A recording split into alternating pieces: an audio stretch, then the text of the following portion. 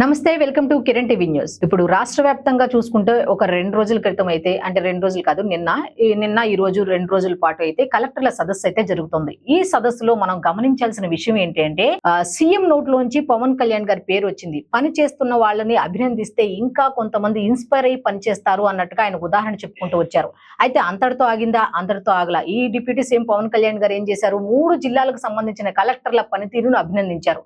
అయితే దీన్ని ఏ విధంగా చూడొచ్చు అనే అంశాల మీద చర్చిద్దాం. ఈ రోజు మనతో ఉన్నారు ప్రముఖ రాజకీయ విశ్లేషకులు చందు శ్రీనివాస్ గారు. సార్ నమస్తే. నమస్కారం అండి.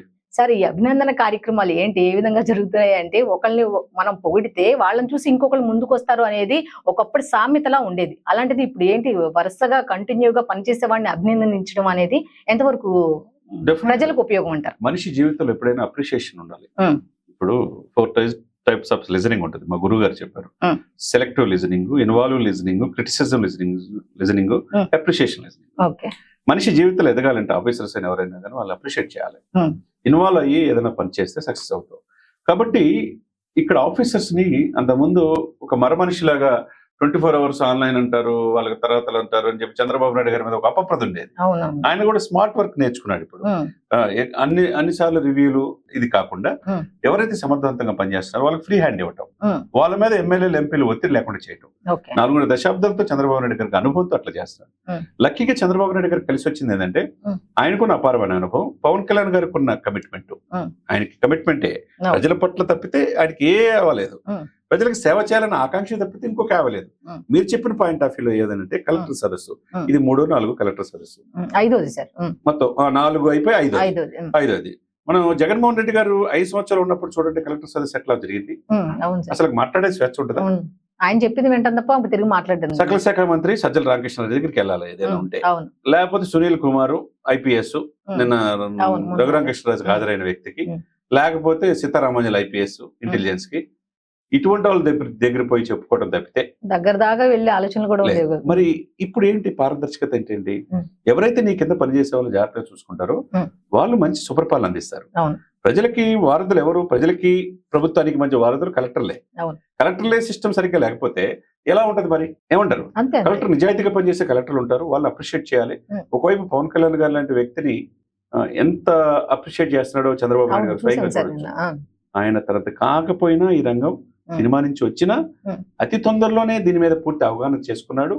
మంచి ప్రజల మన్ననలు పొందుతున్నాడు అని చెప్పన్నాడు. ఎందుకు మన్ననలు పొందుతున్నాడు అంటే చెప్పండి, ఆయనకి పదవి మీద వ్యామోహం లేదు, డబ్బు సంపాదించాలన్న ఆకాంక్ష లేదు, సేవ చేయాలన్న ఒక గుణం మాత్రమే. ఎప్పుడైనా 7 దశాబ్దాల్లో మనం మన్యం ప్రాంతాల్లో రోడ్లు పెట్టి చూసామండి? లేదు సార్. మన్యం ప్రాంతాలు నిన్న కూడా ఆయన ఏమన్నాడు చంద్రబాబు నాయుడు గారు, మన్యం ప్రాంతాల మీద, గిరిజనుల మీద పూర్తిగా కాన్సన్ట్రేషన్ చేస్తున్న డిప్యూటీ సీఎం గారు అని చెప్పాడు. అదే అల్లూరు సీతారామరాజు మన్యం జిల్లాలో లాకే ఆయన ఉన్నాడు కదా, బాబురావు అడిగింది కానిస్టేబుల్ సెలెక్ట్ అయిన రోడ్డుకి ఇమ్మీడియట్ గా శాంక్షన్ చేసి ఏంటంటే ఆ మన్యం మీద పూర్తి అవగాహన చేసుకున్నాడు. మన్యం ప్రజలు కూడా మన అడవి పుత్రులు, గిరిజన పుత్రులు మన పుత్రులే కదండి, వాళ్ళకి అవకాశం కల్పించాలి కదండి. అది అక్కడ ఎవరున్నారు? వైసీపీ ప్రభుత్వం. అరకు కావచ్చు, పాడేరు కావచ్చు, వైసీపీ వాళ్ళే గెలిచారు, ఎంపీ గానీ ఎమ్మెల్యే కావచ్చు. కానీ పట్టించుకున్న దాఖలాలు కూడా లేవు. కానీ ఆ పార్టీ కంటే ఇప్పుడు అధికార పార్టీ గెలిచిన స్థానాల మీద కాన్సన్ట్రేట్ అక్కడే పనులు చేస్తారు. కానీ పవన్ కళ్యాణ్ గారు ఏం చేస్తున్నాడు? అక్కడ ఓటు వేయకపోయినా కూటమికి, గెలిపించకపోయినా వాళ్ళ కోసం చేస్తున్నాడండి. ఆ రోజు వాళ్ళకిద్దరికి ఒక్కొక్కరికి 2 రగ్గులు ఇచ్చినా, వాళ్ళకి మామిడికాయల పళ్ళు పంపించినా, వాళ్ళకి చెప్పులు పంపించినా, మరి ఎందుకు చేస్తున్నాడు? కాబట్టి ఇక్కడ ఏంటంటే డెడికేషన్ ఆయనలో ఉంది, అంకిత భావం. కాబట్టి ఈ రోజున పవన్ కళ్యాణ్ గారి పట్ల ఇటు చంద్రబాబు నాయుడు గారు చెప్పిన, కలెక్టర్ల రివ్యూలు చెప్పినా, మీరు నిజాయితీగా పనిచేయండి, మీకు ఎవరైనా ఒత్తిడి తెచ్చినా నాకు చెప్పండి అంటున్నారు. అంటే ఏంటి? ఎమ్మెల్యేలు ఒత్తిడి ఉంటది కదండి, ఆ ఒత్తిడి లేకుండా వాళ్ళు ఫ్రీగా పనిచేసినప్పుడు మంచి సుపరిపాలన వస్తుంది, అంతే కదండి. కాబట్టి ఇక్కడ ప్రకృతి వనరులు మాయమైపోయినాయి గత 5 సంవత్సరాల్లో. కొండల్ని, ప్రకృతి రమణీయంగా మారిపోయిన ఋషి కొండల్ని కరిగించి 500 కోట్ల విలాసవంతుల భవనాలు కట్టుకున్నారు. అన్ని పార్టీ ఆఫీసులు అన్ని జిల్లాల్లో రాజసౌధాలు కట్టారు. మేమే దాదాపు 10 సంవత్సరాలు మేమే ఉంటాం, మేము తప్పితే ఎవరో ఉన్నాం. మరి ఏమైంది?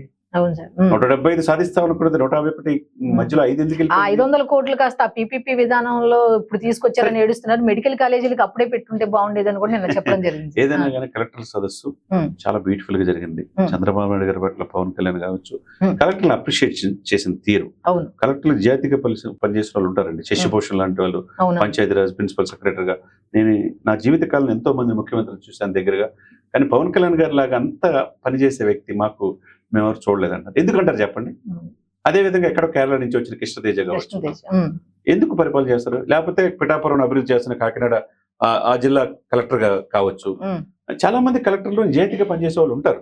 వాళ్ళని అప్రిషియేట్ చేసినప్పుడు మిగతా కలెక్టర్ కూడా ఏమనుకుంటారు, అరే మేము కూడా అలా చేయాలి కదా, మేము బాధ్యతతో చేయాలి కదా, సాక్షాత్ సీఎం డిప్యూటీ సీఎం గారు ప్రశంసించారు కదా అనేది ఉంటది కదండి. అది ఆ పారదర్శకత, ఆ అకౌంటబిలిటీ అనేది వాళ్ళలో కలిగినప్పుడు రాష్ట్రం బాగుంటుంది. Okay, thank you sir.